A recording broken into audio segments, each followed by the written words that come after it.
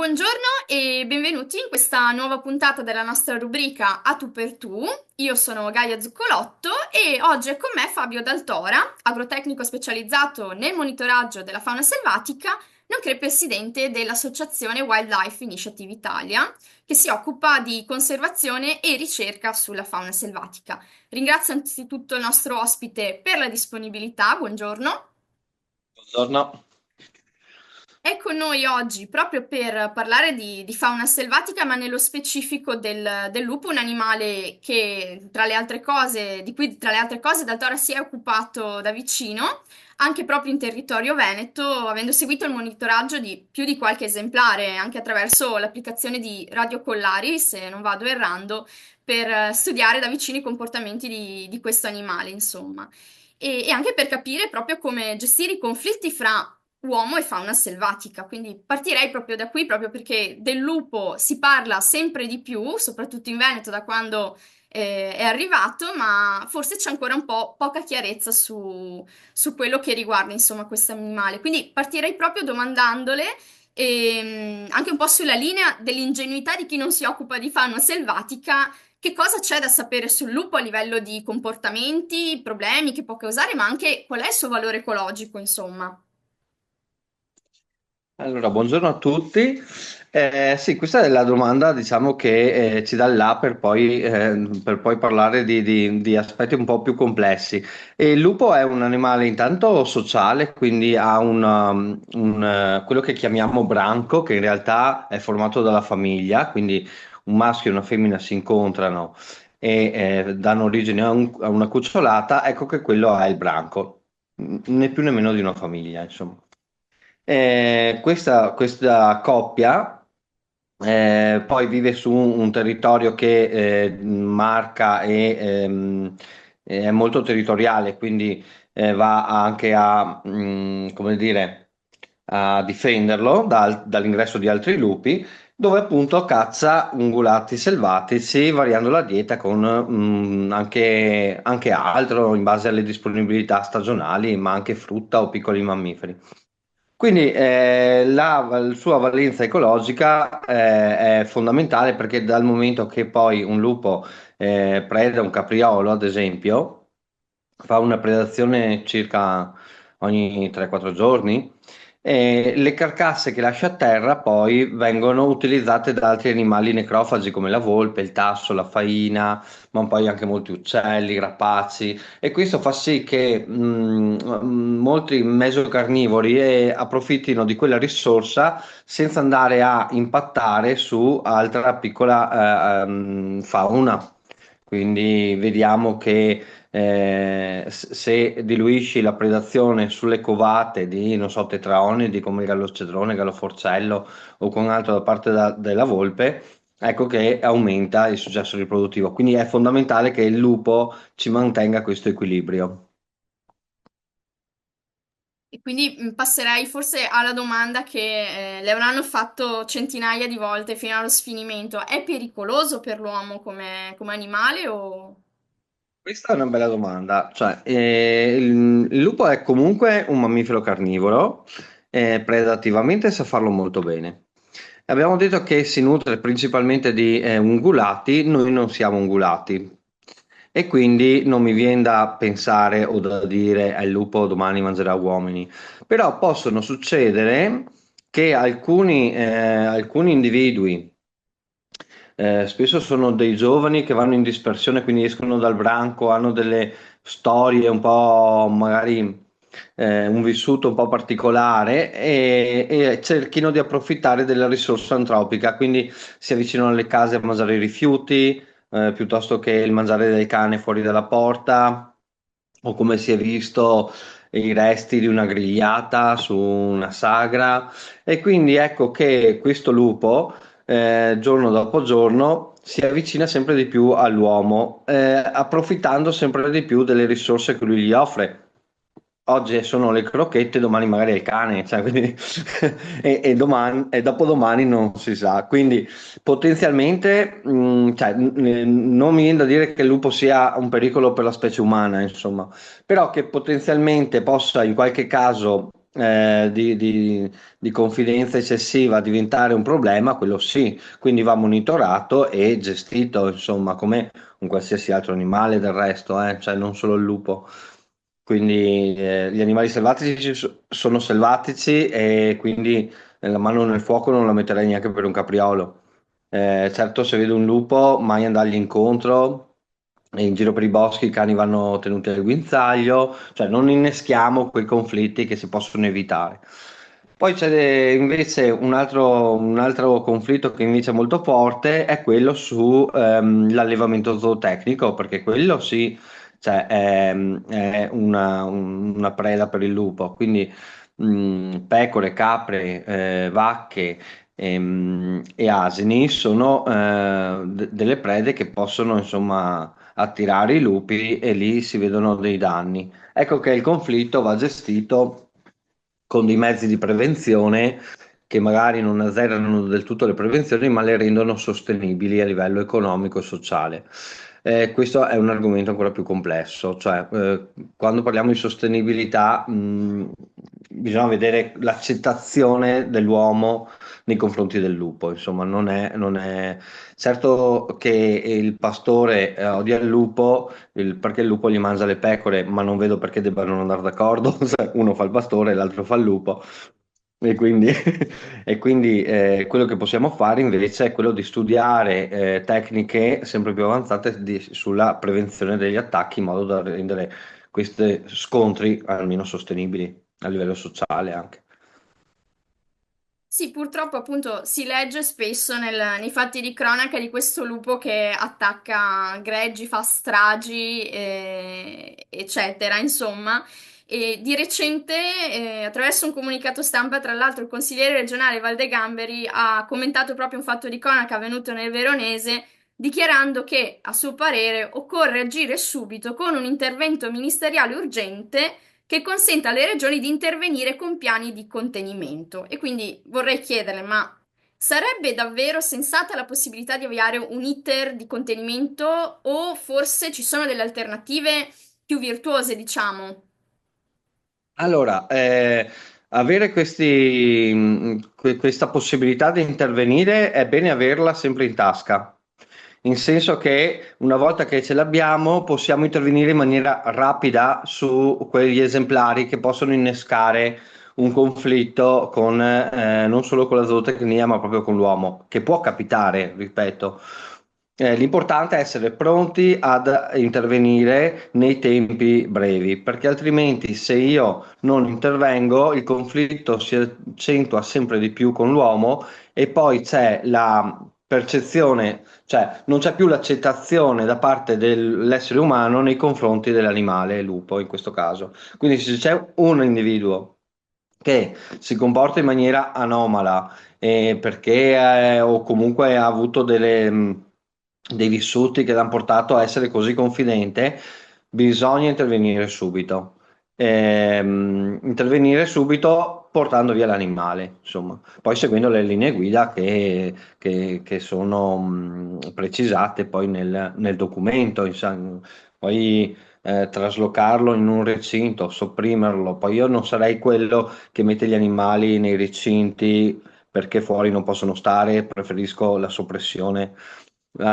Quello che è importante è che la popolazione di lupi continui il suo trend, cioè tutti gli animali vanno gestiti in funzione della loro conservazione.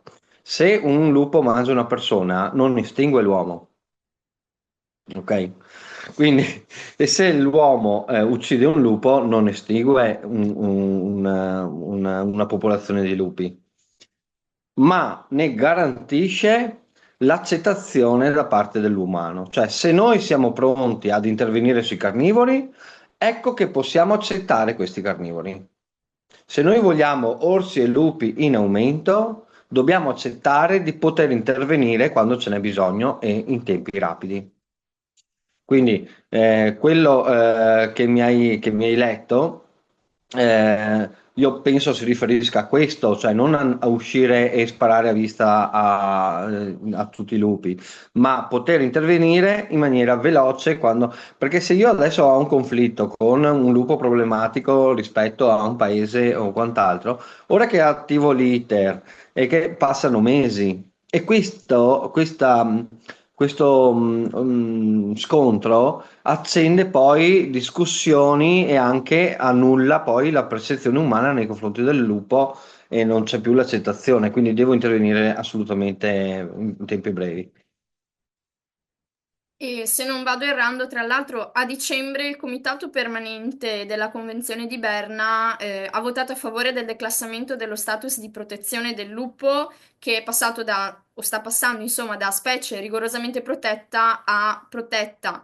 E questa scelta ha fatto discutere parecchio tra favorevoli e contrari. Si è parlato di dati scientifici che sono contrari a questa scelta e quindi volevo capire che cosa comporta appunto anche questa scelta e se è coerente effettivamente con quello che abbiamo a livello scientifico sul lupo e se può effettivamente aiutare anche per queste questioni qui di un percorso insomma di gestione della fauna selvatica che abbiamo in Veneto anche nello specifico.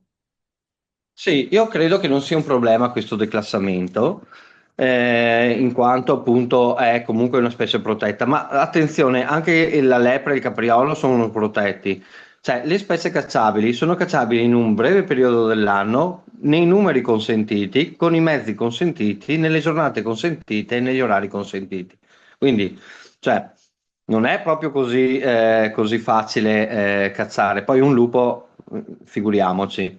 Io credo che non mi fa molta paura questo declassamento, penso che sia solo più sbrigativa poi l'iter per avere autorizzazioni nella gestione e ti dirò, secondo me, fin tanto che gli ungulati selvatici sono o stabili o in crescita, cervo, capriolo e cinghiale, il lupo non avrà nessun problema di conservazione. Cioè, la conservazione del lupo, a parere mio, cioè questo è proprio il mio parere, non dipende tanto dalla legge che lo conserva oggi, ma dipende dalla risorsa trofica che trova. Cioè, il lupo sopravviverà o scomparirà se c'è la preda o se non c'è la preda, non se è cacciabile o protetto. Poi adesso i conflitti si accentuano perché comunque si sta spingendo sempre di più verso la pianura. Non è un animale di montagna, lo stambecco è un animale di montagna. Molte specie vivono in montagna perché noi le abbiamo spinte lì, ma se possono, ben volentieri vengono giù. Insomma, vediamo che abbiamo caprioli a Jesolo, come li abbiamo sulle Dolomiti, ecco che il lupo farà lo stesso percorso. Quindi non mi spaventa questa declassazione, fin tanto che gli ungulati selvatici sono stabili o in crescita, come lo sono ora, anche il lupo se la caverà bene, insomma. Ecco, appunto, attualmente insomma, quindi c'è un rapporto un po' conflittuale col bestiame, come abbiamo visto, e abbiamo appurato che insomma, per il momento comunque non è pericoloso per l'uomo e c'ha ungulati che può comunque cacciare, c'è comunque appunto questa situazione un po' di disagio col bestiame, ma è legato più al lupo, è legato più agli allevatori che non utilizzano magari tecniche adeguate per difendere questi animali. Il problema dove sta? Perché appunto è anche una questione magari come si può dire, di un'informazione troppo esagerata su questi fatti di cronaca che accadono. Dove sta la verità, insomma, da questo punto di vista? Allora, diciamo che il lupo prima o poi ti frega, cioè in senso che eh, troverà sempre il modo prima o poi di riuscire a portare via la pecora al pastore. Questo non vuol dire che il lupo non debba per forza non predare zero capi, come le malattie ti uccidono qualche capo all'anno, i fulmini altri tanti, alcune vanno giù per il burrone e alcune vengono predate dagli animali, cioè entreranno nella norma.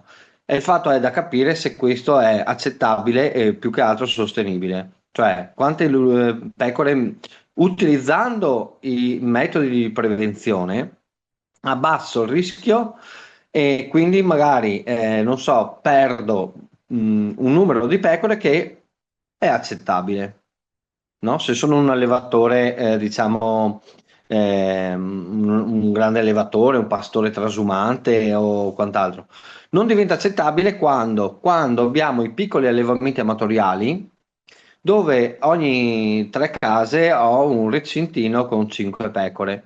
Le ha sempre tenute il nonno, le ha tenute il padre e adesso si continua a tenerle. Queste fanno sì di mantenere un paesaggio, diciamo, a mosaico, diversificato nel contesto prealpino, che è la bellezza del nostro paesaggio e anche la forza della biodiversità, perché mi mantiene una diversificazione ambientale. Tutto bello. Poi arriva il lupo e quelle 5 pecore te le mangia tutte su una notte. Ecco che lì non c'è più accettazione, perché se è a livello economico, come i grandi allevatori, facciamo due conti e vediamo, questo è quello che mi costa la rete, questo è quello che mi preda comunque il lupo e faccio due conti se mi conviene. Il resto diventa sociologico, cioè diventa proprio una questione un po' più emotiva, no? E quindi lì si dovrebbe lavorare molto sulla prevenzione, dove è più facile lavorare sulla prevenzione in quei casi perché gli allevamenti sono più piccoli. Gli allevatori a volte fanno dei recinti spettacolari, a volte non gli è possibile per via della morfologia del territorio arrivare ad fare un recinto fatto bene. E a volte per X motivi magari non funziona la corrente oppure, cioè, quindi sono tutte cose che possono succedere. E una volta vinci tu e una volta vince il lupo e in qualche maniera insomma si va avanti. Certo è che non si può pensare che l'abbattimento dei lupi sia la soluzione per gli allevatori.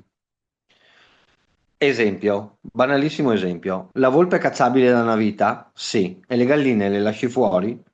No. E questo sarà anche per il lupo. Se la specie diventa cacciabile, non è che tu poi non metti più i recinti. Non è collegata la cosa.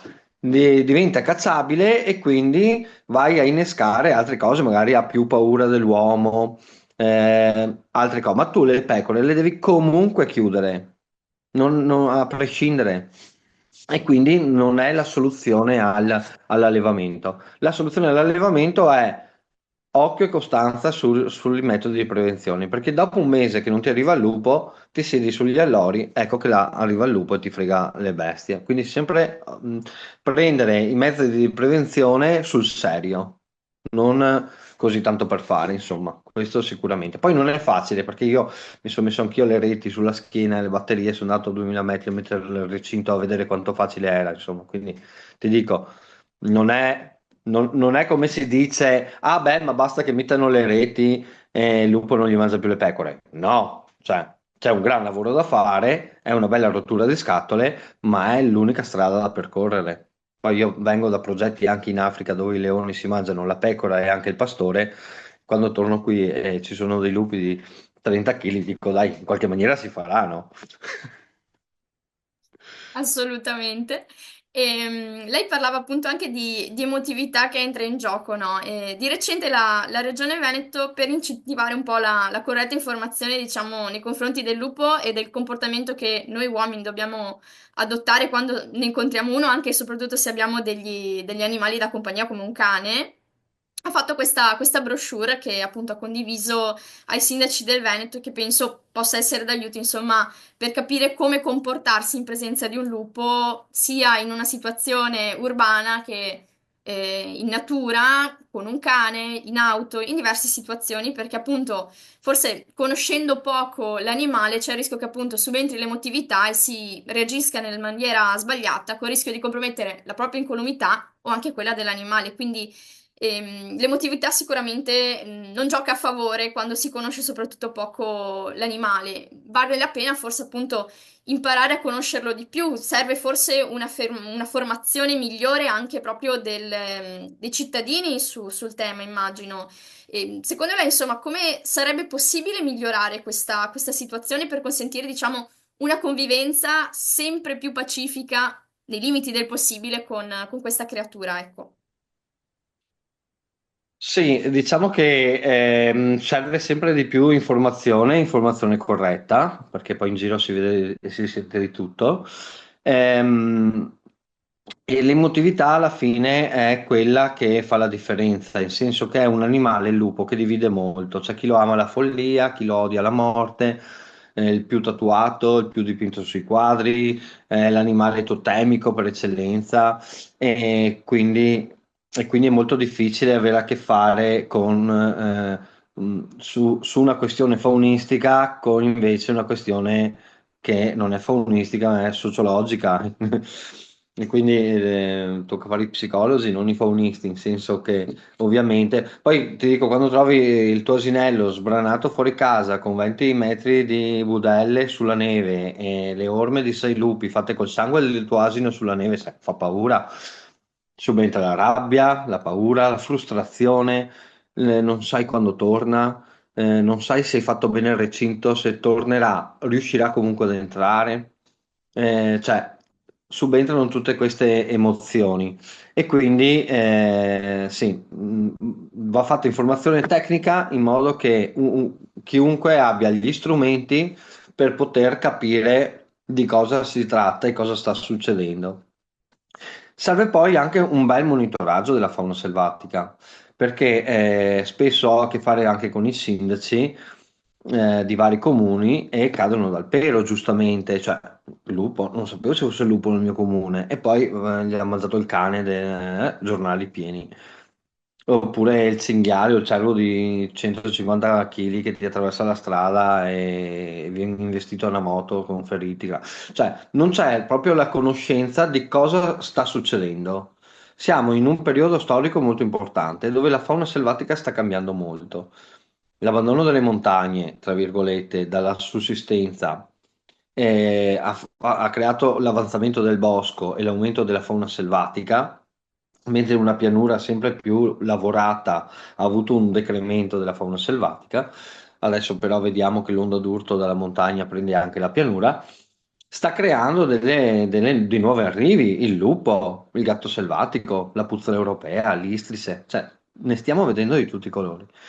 E quindi a livello regionale, bello sarebbe fare un monitoraggio della fauna selvatica in modo che sappiamo bene quali sono la fotografia di oggi e cosa aspettarci per il futuro e che i sindaci e le amministrazioni siano ben informati su questo in modo da poter essere pronte a gestire poi la cittadinanza o i conflitti che si innescano. Ecco, e su questa riflessione, diciamo, sull'informazione e la formazione in tema lupo, direi che possiamo concludere qui, la nostra intervista. Io la ringrazio molto per la disponibilità e al pubblico do appuntamento al prossimo approfondimento di A Tu per Tu. A presto! Grazie.